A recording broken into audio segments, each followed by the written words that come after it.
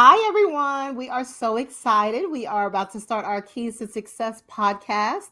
I am Deborah Douglas and my beautiful co host, Talisa Stubbs. How are you doing today, Talisa? I'm doing all right. I'm doing good. How are you doing today, girl?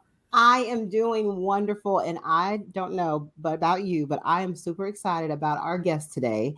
His name is Royce Colley.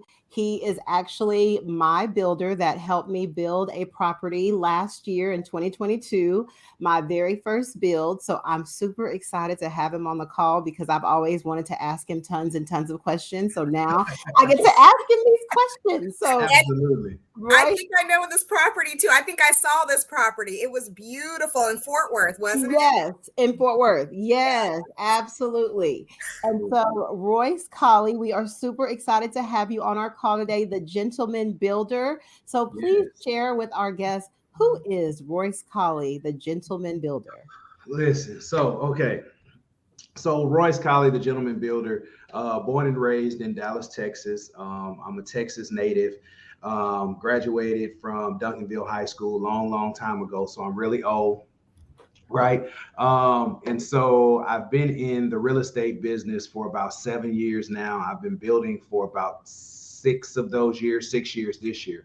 And so I'm just one of those guys who wanted to do something, set out to do it, and hey, here I am building houses. Wow. Wow. Oh, Deva. Both of us are just like, wow. So, real quick, okay. So, Duncanville, you went to Duncanville for high school? Yes, graduated from Duncanville High School. Okay, so before I moved to Texas, well, this is before I got to Virginia. I was in California. And when Okay. I was applying for jobs, Duncanville ISD was like one of my number one school Yeah. districts I was trying to get in. It was a lot of us. I felt like I would do great, but they did not hire your girls. So, Oh man, that sucks. Yeah, but that sucks. tell us, how did you even get started in building and real estate investing? You said you started about 7 years ago. Yeah. So and can you guys see me okay as far as the camera wise? Okay, I just want to make sure because I don't know which way I'm looking at right Okay. now. Yep. So I started about 7 years ago. I went to one of those 3-day seminars where you go, they say, hey, you come for 3 days and we're going to teach you how to do this and teach you how to do that. And then you get there and they sell you these packages for different networks. So I went to one of those. That's how I originally got into real estate. I went to the 3-day seminar. I liked the networking group that was that was hosting the event, signed up, paid my money, and I became part of this real estate networking group. Well, within that group, they assigned us different mentors and things of that nature. So I started off when I originally decided that I wanted to do real estate. My first thought was, I'm going to flip a couple of houses because I grew up doing construction. Like there were gentlemen in my neighborhood that would take me to work with them in the summertime. So growing up, I learned how to build decks and dog houses and put in fences and all of this stuff growing up. So I've been working with my hands for a long time. And so when this networking group came about, I was like, well, this is my chance to get into real estate. I'm gonna flip some houses. I watch HGTV every day, and I can be the man, right? So I ended up signing up for this networking group, and I didn't flip a house first, right? They taught me how to owner finance first. And that was the first thing that I did. Like my first deal was an owner finance deal in Dallas. And I ended up, getting that deal, getting a note and all of this type of stuff. And I kept that note for like a year and a half and then I sold it or whatever. But then it didn't even go to flipping then. It went to wholesaling then. So I went from owner financing to wholesaling. And then I didn't get to flipping until like after my first year and a half when I flipped my first house. And so, yeah, that's what landed me there. So I did that. And after I started flipping houses, I've always wanted to build. So I purchased brand new homes that other big builders were building. And I was always fascinated with, that process. How are they building this house and this, that, and the other? So as I started flipping, what I decided to do was just keep the best people of the crews that I had. And I created a construction company. So then as I started flipping houses, I was also doing remodels and construction projects for other investors, as well as, you know, customers who wanted bathrooms redone and all of this type stuff, right? Okay. Fast forward 2 years after I originally signed up with the networking group, I was taking my son to school in Lancaster, and there was an empty lot right across the street from his school. So I knew about wholesaling because I had wholesaled at that point probably 5 or 10 deals at that point, and I had really grown in the real estate space as a wholesaler. And so I called a lady up. She sold me the lot for $13,000. And it was a funny thing after that, like my wholesaling business like really blew up as far as being able to sell land, right? So I purchased this lot from this lady, and the day after I put my sign in the yard, I had a guy call me and offer me 25 for it after I just paid 13 for it. So then at that point, I had only wholesaled houses. So I thought to myself, like, man, if I can wholesale this, like if he wants 25, there may be a market to wholesale land. So then I started changing my focus to wholesaling land. And from that point, there was one point after that where I had $250,000 worth of wholesale deals just in land sitting in escrow, right? And so that particular lot itself was the first lot that I built my house on. I sold that house in March of 2018. Wow. So long story short, short story long, something like that. Yeah.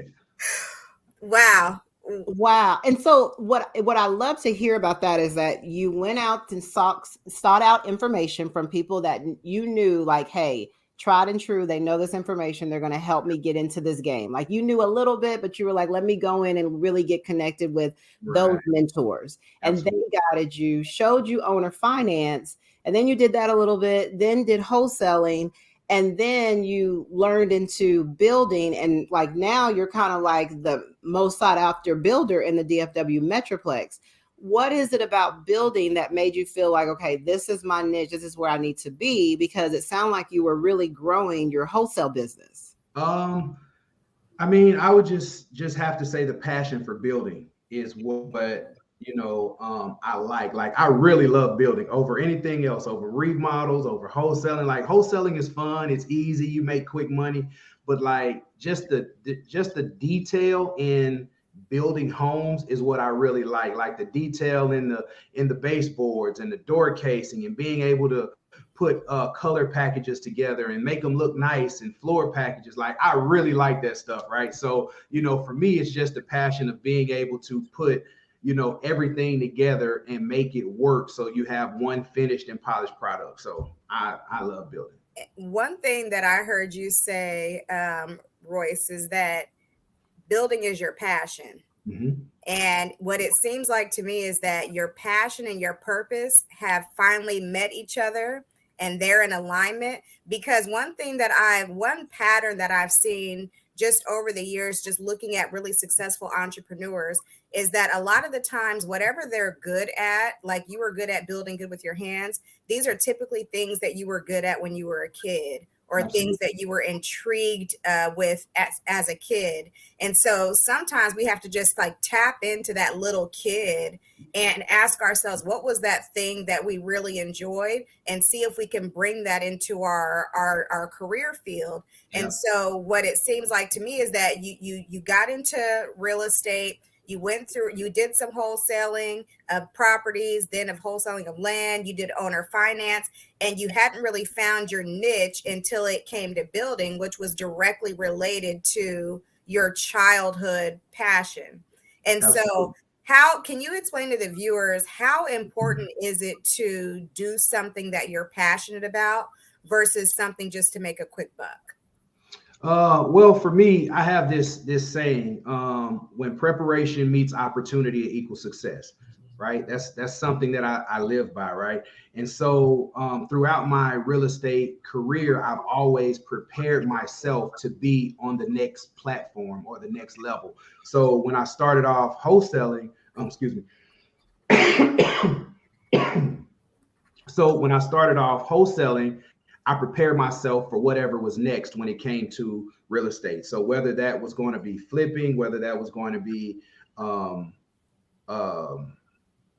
remodels or whatever the case may be, I prepared myself for that. And so when it comes to being a builder, I look at that in the same form. Like always preparing myself for the next level. So right now, yes, I build a lot of single family homes and things like that. But the next level for me is subdivisions and multifamily and things of that nature. So I am always thinking about preparing myself so that when the opportunity comes, then I won't be amiss in it. I'll be able to step right into it and fulfill the purpose that I've been gifted with, and that's to build houses.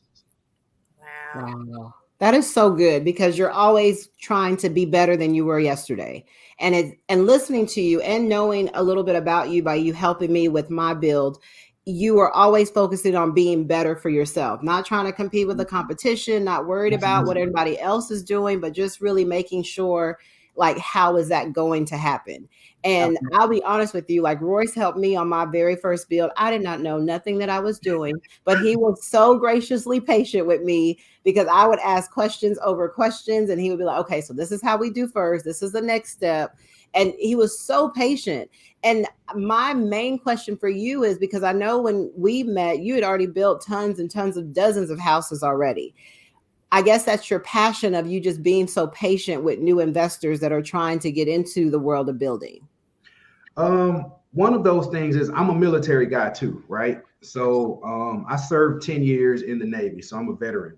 One of those things that I learned while being in the military is like there's a level of humbleness and integrity that you have to carry with you, right?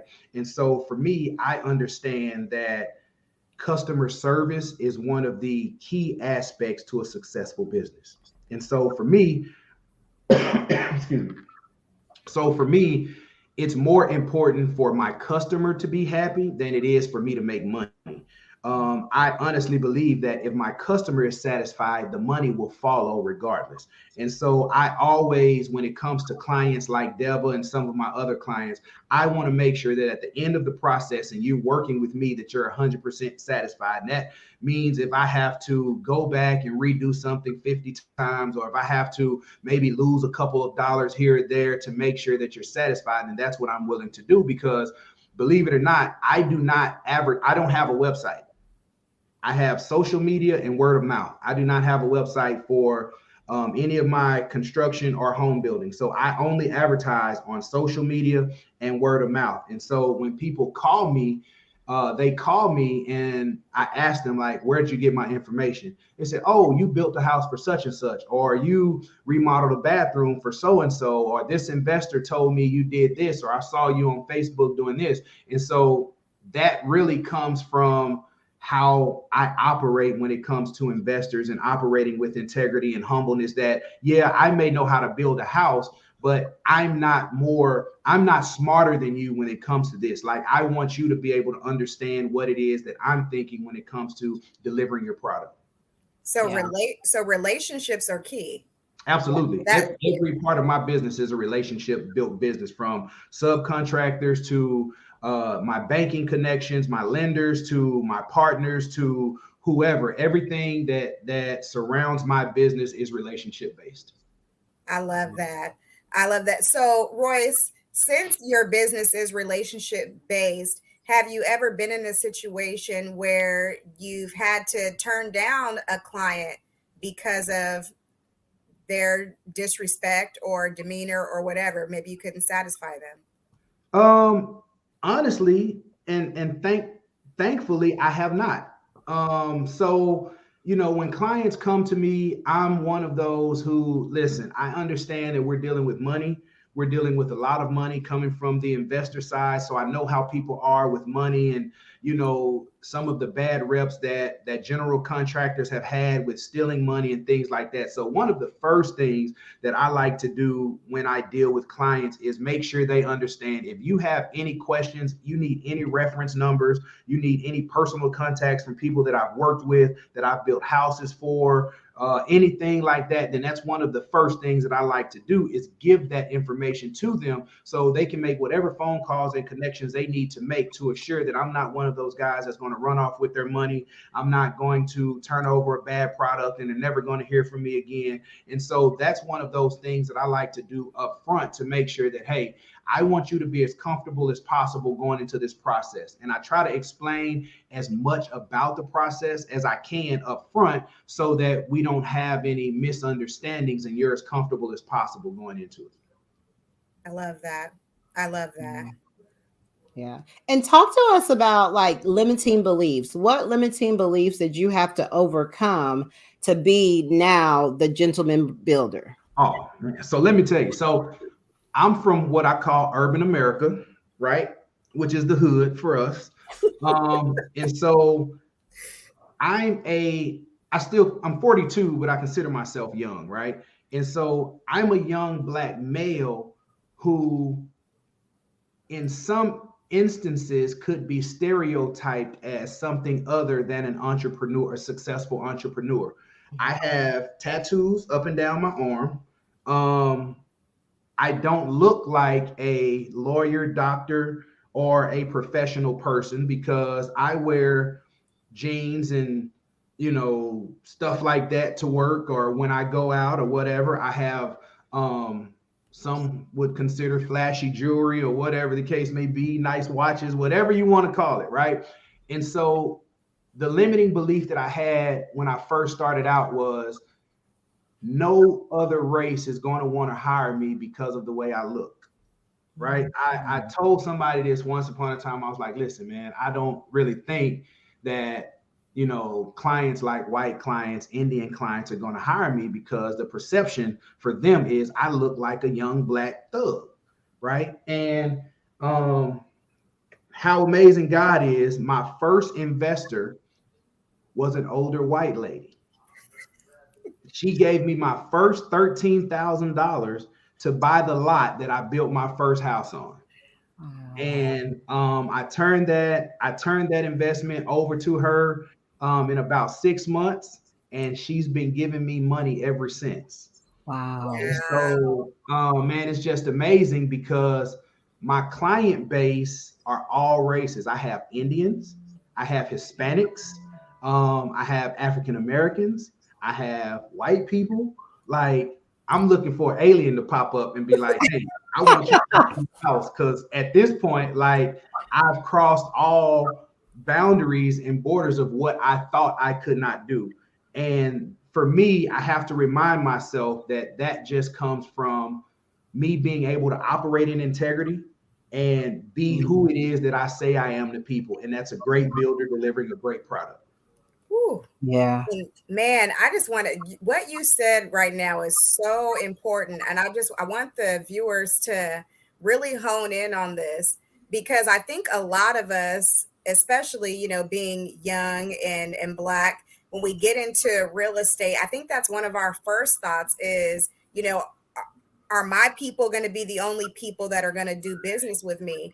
And one thing that I had to come to the realization of is that we have to do business with people who are going to help us grow our businesses, who are going to help put us in front of those people that are going to help us to grow and scale. And sometimes they don't always look like us.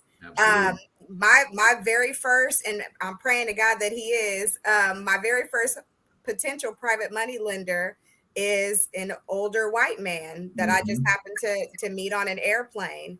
And I think it kind of shows you that once we take out of our mindsets that a particular group of people won't work with us for one reason or another, we have to remove ourselves from the equation and start to think about what are we offering, not what are the services that we're offering, and then put that service out there for others to value, right? Absolutely. Because at the end of the day, we're not selling us. I'm not selling to Lisa. I'm selling the business. And so I think that that's so important, because I think a lot of us struggle with that limiting belief. So I'm glad that you broke it down that way. Absolutely.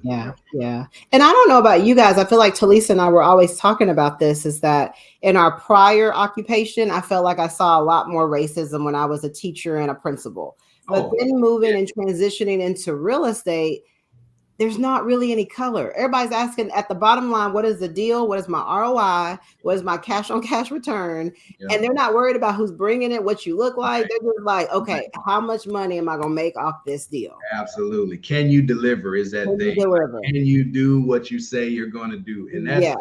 that's the bottom line for me. It's like, listen, I know what level of money like we're dealing with. And now it's to the point where I'm dealing with levels of money that I can't even like we're talking $1 million stuff like that I'm responsible for. And so I cannot put myself in a position to squander somebody else's money that they've worked for. I just in my heart don't have that type of mentality to be like, listen, man, I don't care about you losing money. No, I care about you losing money. Like if it was my money, I would want you to care about me losing money. So I care about you losing money. And so I'm going to do my best to make sure that whatever color you are, black, white, Chinese, whatever, that we have a successful project so that you can count on me for whatever it is your goals are. So Yeah. you know. Yeah. Yeah. Yeah. Ooh, I do have a question. Like, I know my viewers are probably like, you have a builder on the call. When they're looking for land, what should they look for? Because I have like my mentees are like, I want to buy land. I think it's easy. Okay, but you can really mess up if you don't know what you're looking for when Right. you're looking for land. All So, right. what are like things that you can tell someone brand new that, hey, I'm a new investor, but I want to get into building? How do I find land? Okay, so if we're talking about particularly the specifics of the land, or are you talking about how do I actually go out and find land? Let's say we find land. How do I know it's good land and it's Okay, buildable? great question. Okay, so first thing you want to do is verify public utilities. That's water and sewer. Most what we call infill lots, which are land lots that are inside of a neighborhood, most of them are going to have electricity. So I don't even worry about electricity. That's probably 99.9% for sure that they're going to have electricity. But one of the first two things that I want to verify is public water and public sewer. In the cities, municipalities, public water and public sewer are mostly there in neighborhoods, but then sometimes they're not. I've come across lots that did not have water and sewer, running along the street in front of the lot. And so that's one of the most important things. Like I'll give you guys a short story of an experience. I bought a lot in West Dallas for about 20K one time. And normally I would just go and do a drive-by. I would look for a water hydrant and I would look for a sewer main in the street. That's usually my indicators that there's water and there's sewer on the street, which means we can tap into it and get our utilities to the lot. Well, come to find out after I purchased it, that the city only put a sewer main there, but they only put a sewer manhole there, but there was no main attached to it. So the main actually terminated 400 feet down the street, which would have cost me $90,000 to get it extended. So, yeah, so I ended up having to sell the lot. Fortunately for me, there was a guy who had a lot of construction equipment and he wanted to, have something to park his trucks. He stayed around the corner, so he bought it from me. So it wasn't, a total bust because I was able to sell it. But I learned from then that no matter how long it takes, you have to verify if there's public water, public sewer. That's number one.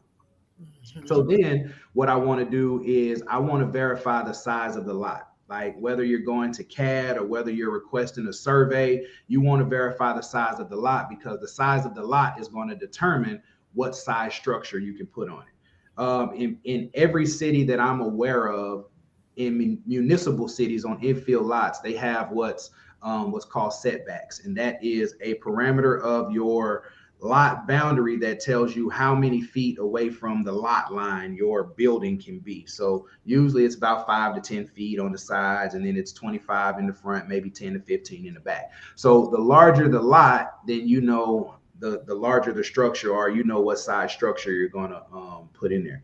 And so, I mean, those are just two of the most important basic things that I look for when it comes to purchasing lots, looking for lots, recommending lots, public utilities, and then the size of the lot.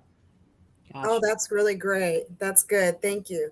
I have another question. So if one of our viewers is out and they're looking at a lot, how do they evaluate the lot?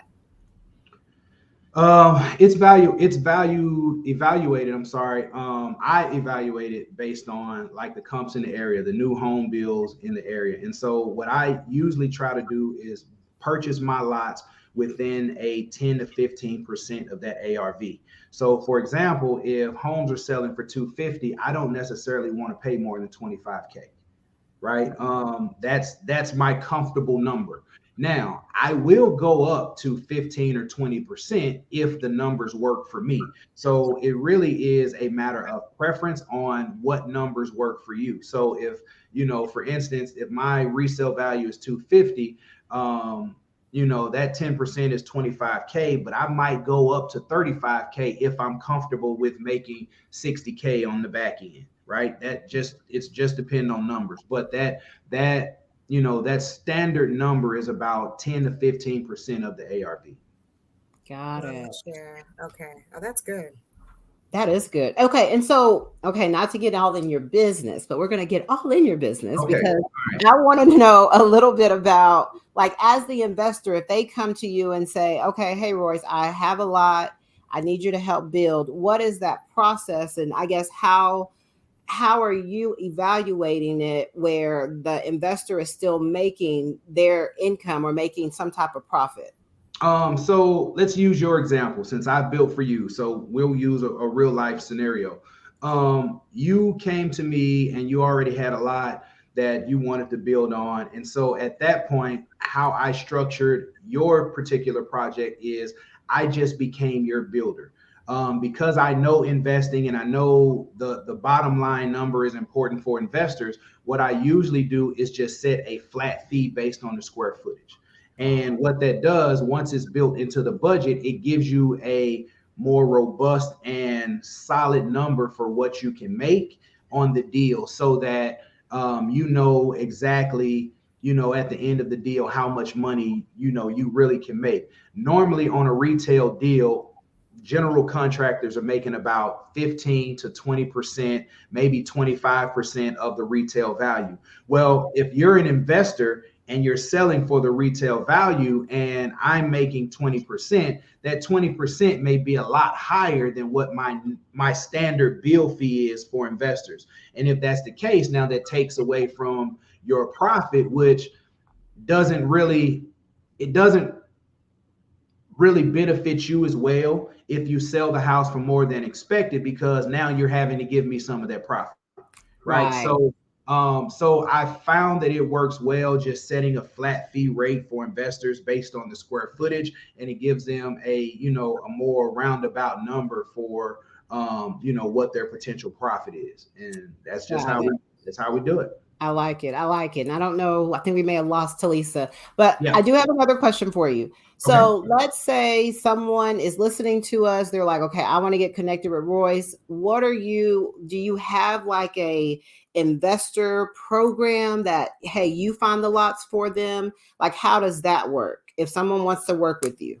Yes. So right now we are in the process of building out the platform for the course. So initially, what we're going to do is we're going to do a mini course to start. Mini course is going to just kind of give you the rundown of how to find land, how to buy land, the phases of the new construction, and then what that entails, what your exit strategies are after you actually build a house. So that's going to be the mini course, which we're geared up to launch in March. But then right following the mini course, we have an advanced course, which is going to be the comprehensive guide to actually A to Z how to build a house. So if you got into the comprehensive course, you would be able to build a house without me being there is the goal. So we're kind of preparing for that and getting those courses, loaded up and getting them, set up with details and outlines and things like that.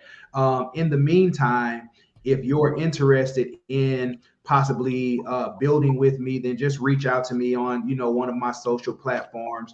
I actually have a couple of students that will be in a pilot course of mine that will start February 1st. So I have 2 students already that will start building on one of my lots. We'll walk through the process. They'll go from, right now it's dirt, so they'll go to how to permit a property, how to get registered as a general contractor to build. They'll go through all of that A to Z to the point where we're final green tagged and they know exactly what I know about building a house. Nice. That is awesome. And hopefully I can be one of your students on my lot, because I'm still trying to figure that out right now. Absolutely. I got your budget coming too. I've just been so busy. I got your budget coming. I got it. Good. And one thing I do want to mention, that it is tried and true. Like, Royce helped me all last year to build my property. At the end of it, we really thought we were going to flip it, but we decided to keep it as a rental and did the whole BRRRR method with it. And I will tell you, it's about to be a year since he has built that product, and I have not had not one maintenance request. I've not had one issue. I mean, we do our normal walkthroughs every 6 months. I have not had one issue. I'm also a realtor, and I see a lot of my clients that will go and buy a brand new property, and they will call me up within 3 to 6 months. Deba, oh my gosh, this house is flooding, or this doing this and that.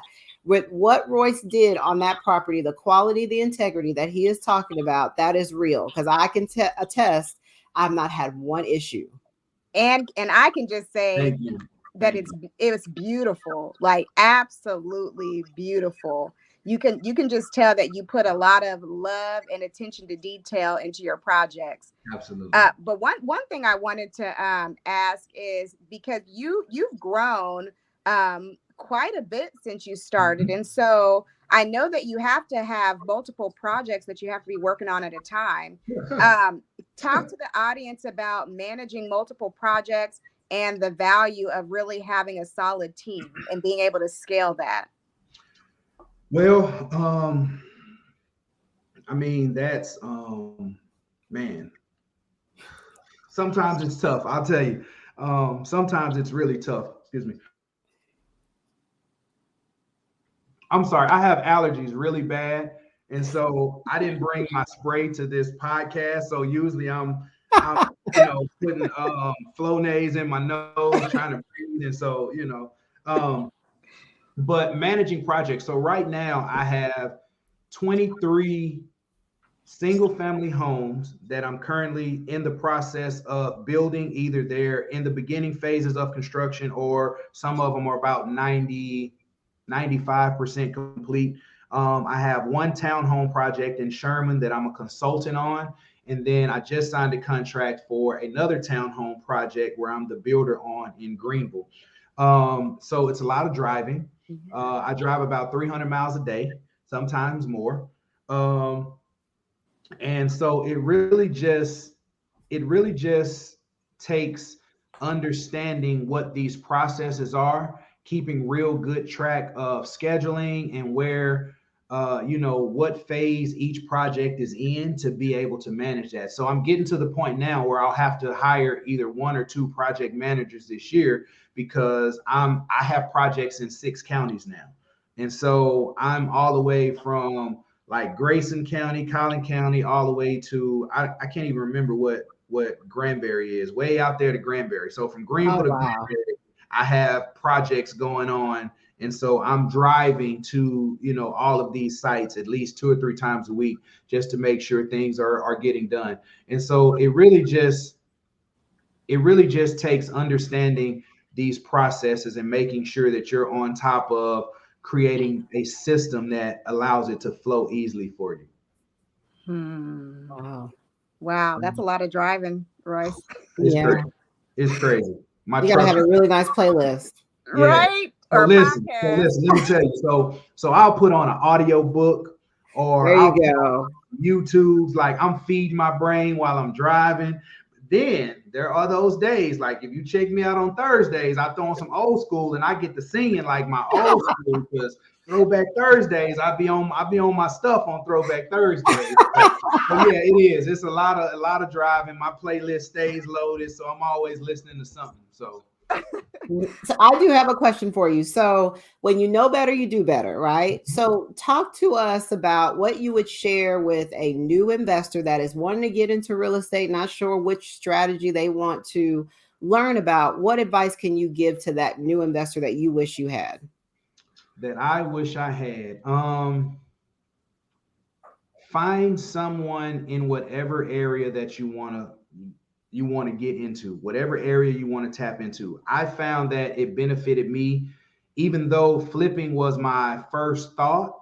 It was great for me to have a mentor that actually taught me owner financing, right? Because I ran into some headaches owner financing, but I could always go back to my mentor and say, hey, this is what we're dealing with, this is what's going on. What do I need to do? Like YouTube, I don't knock YouTube. YouTube is good, and the internet is good, but those people on there aren't telling you some of the pitfalls that could happen when you're building a house, or when you're flipping a house, or when so I've had a contractor steal 50 grand cash.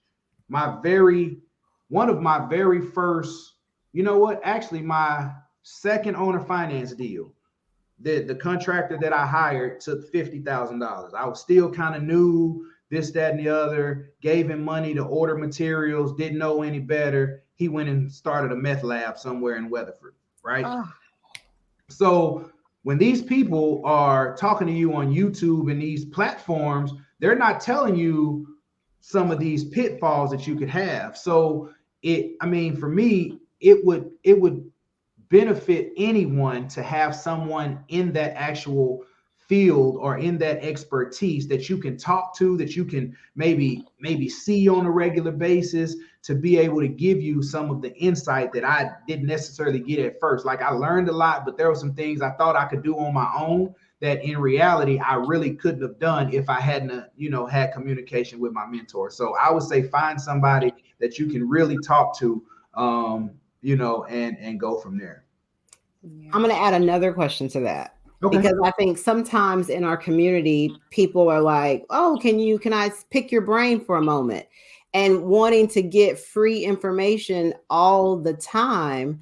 What do you feel about paying for a mentor, or paying or doing some work for someone for free to build value? What is your stance on that? So what I've learned is there's only so much information I can give you for free, right? My knowledge came at a cost, right? And so not that I'm not willing to help anyone, but I can only help you to a certain extent, right? I can only give you as much knowledge as I feel is going to be worth my time and effort to give you, right? Time costs, whether it's whether you're spending time, talking about possibilities, or you're spending time talking about actual deals, whatever time you spend, it costs. And so I'm at the point now to where you have to schedule something with me if you want to talk. And if we can't get what you want out of 30 minutes or an hour, then that's something you might have to pay for the next talk. So for me, hiring a mentor or finding a mentor that's key. Like, if you don't want to spend the money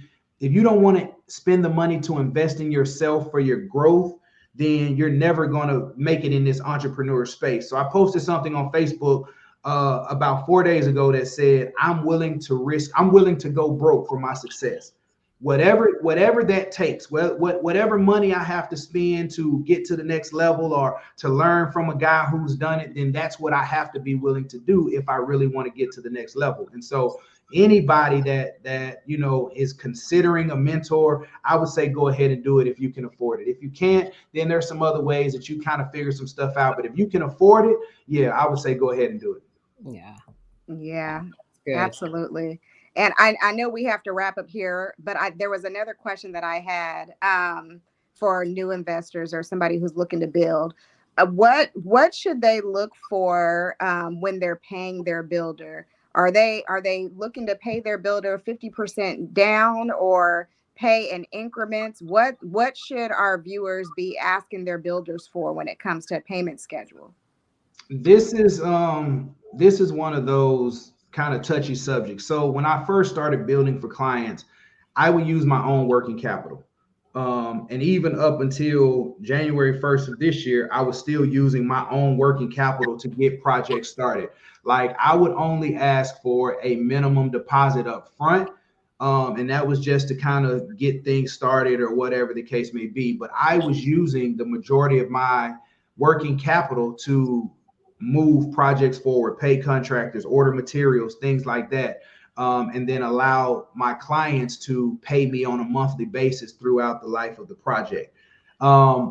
What I found out is I have some great clients and then I have some horrible clients, which means which means some of my clients are good with paying my 72 hour, my 72-hour requirement. Like if I pay and I submit an invoice to you, I require you reimburse me within 72 hours. Well, that 72 hours for some clients turns into 72 days. Oh, right. And because I have so much volume in production that I'm doing, I can't wait 2 months to get $45,000 back from you or $60,000 back from you. So I've kind of transitioned how I operate my business now to doing a 30% first draw, right? And that 30% first draw covers everything to get you through what we call the dry end stage, which is your foundation, your framing, your roof, and maybe, starting your mechanicals. And what that allows me to do is be able to still control my working capital, but then be able to get their project done so that they see where their money is going on their first draw. And so most investors don't have a problem with that, number one, because they trust me, they've heard about me, somebody referred them to me. But then number two, they are able to see how that money is working from that first draw. So usually I'm starting before they even give me the draw anyway. So my guys are starting foundation before they even give me the first draw. So they know that work is being done before they give me the 30% anyway. And so that just allows me to be able to continue to work faster, and get things situated for their project. So yeah, okay, that's really good. good. And helps build the trust, because when you're dealing with a contractor, you're building trust, trying to learn them, and they're trying to learn you at the same time. Absolutely. Yeah. And so tell me, right, what would be like a red flag? A new investor goes to a builder and the builder says, yeah, I need 100% right now. Like, what are some red flags for a new investor to know that this is not a good builder to be working with?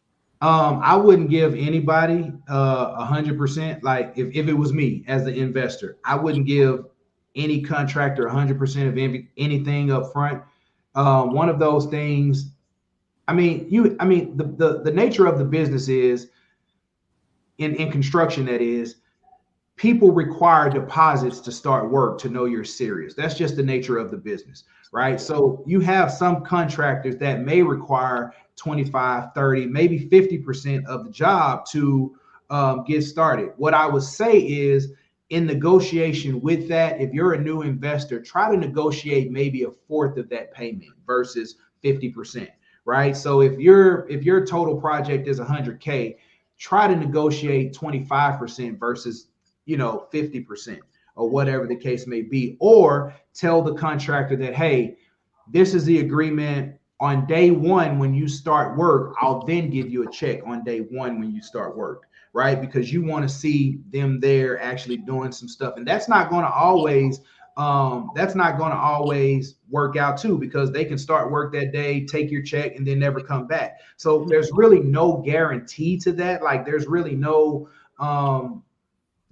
thing that says, hey, this is the way you avoid, being screwed over, or this is a key sign, that a contractor is shady. It's really not, one of those things that's textbook, right? It really just depends on the contractor and, what kind of feeling or vibe you get from them.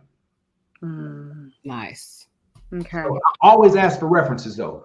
Always ask for references, like, hey, who have you done work for? Can I see some of your work, or their projects that I can go visit, put my eyes on? And if they can't provide that, then they're probably not a good source for you. Yeah. And so you think it's perfectly normal for a builder to give an investor the phone number of the referral? Absolutely. I mean, me personally as a builder, if you ask for a phone number, I'll give you every address to every house I've ever built, every phone number to every client that I've ever built for. I have no problem with that because I know 100% that I turned over a good product. So I don't owe anybody any money. I haven't stole any money from anybody. I haven't left a project half done. You know, all of my projects for clients have been green tagged. They've sold. They've made a lot of money. So if they're really operating in integrity and they're doing good business, they should have no problem giving you any references that you need. Okay, so y'all heard that. Y'all heard that. So when you go to your builders, these new builders, get what? At least 3 references, Royce? How many Yeah, references? I would do 3 references of actual people, clients that they've built for, and then I would actually get some addresses to be able to see what that product looks like. Okay. Yeah. This is really, really, really good. So we know how much we need to be putting down or how much we need to be negotiating. And we know some of the things that we need to be looking for before we get in contract or get in bed with the builder. Absolutely. Okay, that's really, really good. I think that's the other questions I have. Deba, take it over before more questions start popping up. Right. Okay, I do have one more question and then we were done, I promise. My Okay. last question, what if you are working with an investor and they have, maybe they got a little bit of capital, but they don't have enough capital to cover like the entire build process? Are you connected with lenders that can help them with the purchase of the build and the entire build process? Yes, absolutely. So what that partnership looks like is we call that locating a build partner or partnering with a builder.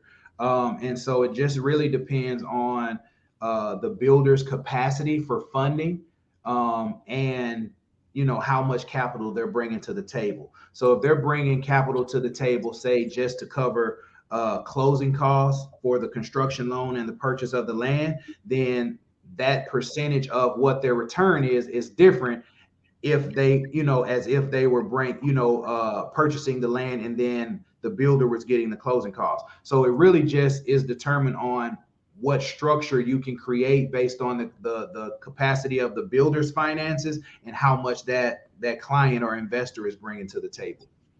Got it. Okay. So if people are interested in doing that with you, they just need to reach out to you. That's it. Just reach out to me.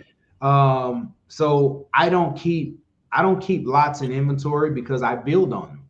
So I don't keep lots in inventory. But I will tell you a secret, right? And I'm pretty sure other builders are probably going to try to take this and run with it. But you heard it here first. So the gentleman builder, this is my plan for 2023.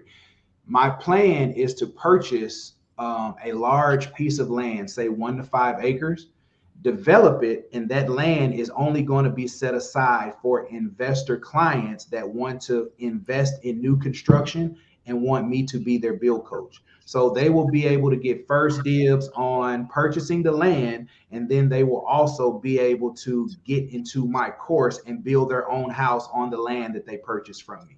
So you heard it here first. The gentleman builder. This is what we're doing. Wow. That's amazing. Oh, I that's like dope. that. I That's like that. awesome. That's going to give so many more people an opportunity to get into it. Absolutely. That's amazing. So I just have one final question because somebody is looking at this podcast and they are sick to their stomach because they've been in this real estate business for a year. Things are not going well. They're on the brink of giving up. And so what's some advice that you can give to somebody who's experiencing some tough times right now, trying to do this real estate investing thing? What can you say to them? Don't quit.